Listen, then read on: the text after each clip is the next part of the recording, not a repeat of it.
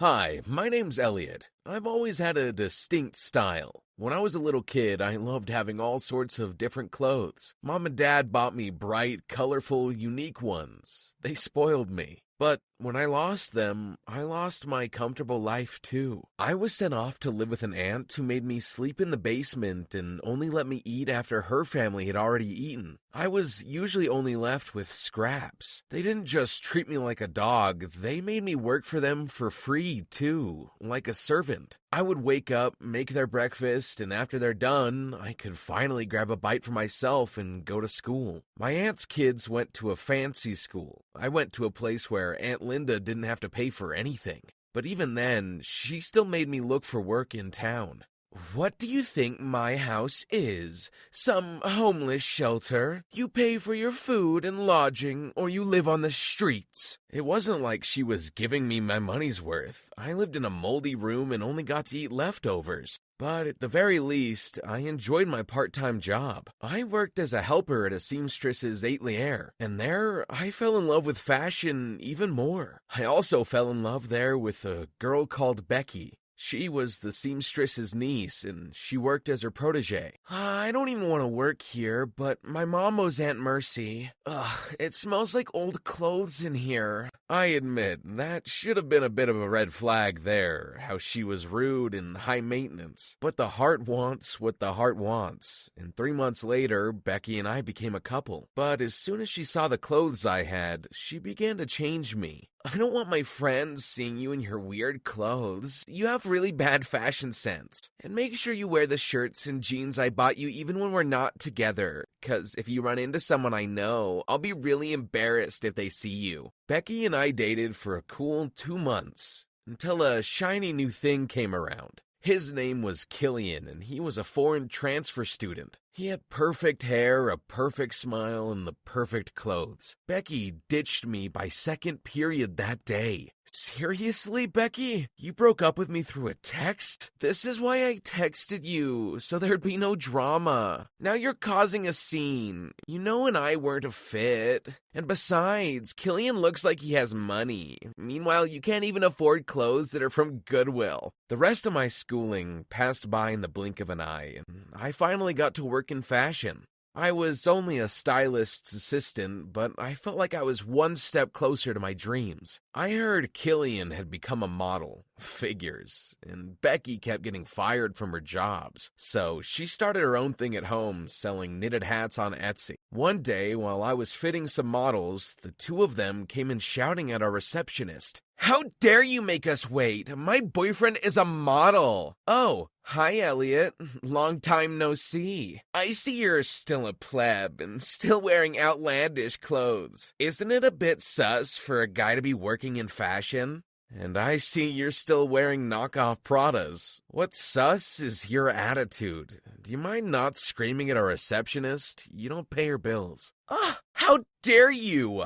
Becky took a drink from the craft services table and promptly threw it at me. Unfortunately for her, I was really good at dodging, and so she missed. The glass shattered and doused our photographer's $10,000 camera setup. Chaos broke loose. Our photographer started sobbing. Our editor started yelling, and the other assistants began to run around like chickens with their heads cut off. Our management demanded that Becky pay for the broken equipment. "No problem. My boyfriend can take care of it." Babe, I don't have that kind of money." "What are you talking about? You told me your family's rich. You always wear designer stuff." I have to confess something. The clothes, they're all fake. My family's not rich either." Becky had no choice but to find a way to pay for the damages, and the photographer agreed to write it off if she worked for him for free. Later that day, we were starting work for a billboard shoot. It was lucky our photographer had a spare camera. But then tragedy struck again. The model's dresses got mistakenly sent to some restaurant in Milan, over 5,000 miles from where we were. It was for an international brand, and we couldn't afford to mess the campaign up. And then I had a brilliant idea.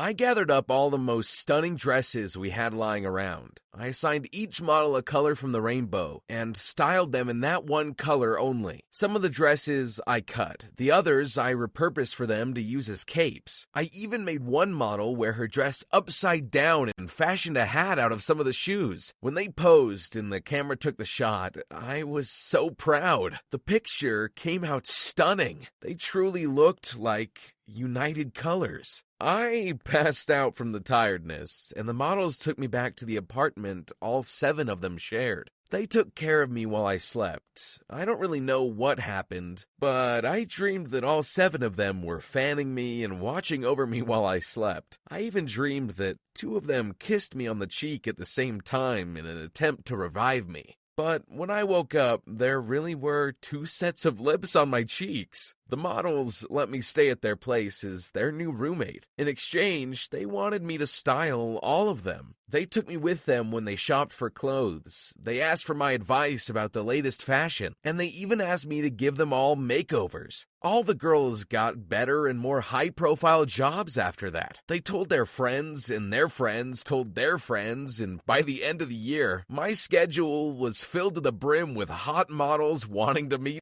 I became the stylist to the stars. Even the most famous supermodels would hire me whenever they were doing photo shoots. A year later, I was at the London Fashion Week with my 7 roommates. I was styling them for a runway, and that was when I heard a voice I never thought I would hear again. Ha!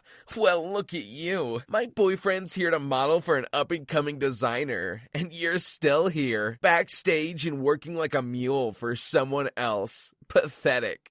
That's hilarious, Becky. I pointed to the name of the designer whose backstage she was intruding in. What? You're the designer? I'm so sorry. I sneaked in to support Killian. Please don't fire him. I didn't know you were such a big deal now. Over the years, the very same style that Becky used to look down on became the it thing in streetwear, and I launched my own brand. That was how I ended up in London. I don't accept your apology. Now that I made a name for myself, suddenly you want to apologize? And Killian's fired, thanks to you. What? No! I need this job, man. I'll ditch her. Becky, this is my big break, and it's way more important than you will ever be. We're over. What? How dare you break up with me? I made you! The guards began to throw Becky out from the VIP area, but she wasn't done. She was tenacious, if anything. She started live streaming the whole thing, announcing to her followers that she used to date me. She even started shouting how she was responsible for me developing my style. Please, baby, Elliot, don't throw me out. At least say hello to my followers. Hey guys, look, I'm at London Fashion Week today. Yes, look at all the pretty dresses. Elliot, baby, can you get me some free merch? I'm the reason Elliot is huge now. Follow me for more fashion tips. What? I grabbed Becky's phone from her, threw it to the ground, and stomped on it with my foot. It shattered into a million pieces. What did you do? That was my phone. That's illegal. I'm calling the cops. I simply laughed. The only illegal thing here is what you just did. What you so carelessly showed to your, 20 followers? Were my proprietary designs, my intellectual property that had not been released to the public yet. I'll relish the pleasure of seeing you in court, Becky, and I'll sue you for what little money you're worth. My supermodel roommates came to my defense, and they formed a line in front of me, pushing Becky away until she was out of the tent. My runway show ended with a standing ovation. My brand burst into the scene and became a sensation. We opened branches in Tokyo, London, Paris, New York, Milan, and Singapore. My name was everywhere. My eclectic, unusual clothes were no longer an oddity. It was the height of fashion. And now, all those people who looked at me weird now look at me with respect. And Becky? I won my lawsuit against her. She was sent to prison for 2 years, but she was never able to pay the fine she owed me. It was in excess of $200,000. I made sure she paid me, though. The moment she got out of prison, me and my 7 supermodel girlfriends were right outside, waiting for her, just to make sure she didn't run away. I made sure Becky paid me back every cent by making her my servant. She became my girlfriend's maid, and by my calculations, she would have to work for all 8 of us for at least 15 years, just for her to pay me back. As I watched her scrub my supercars while I lounged in the hot tub with my babes, I kissed them all, much to Becky's envy.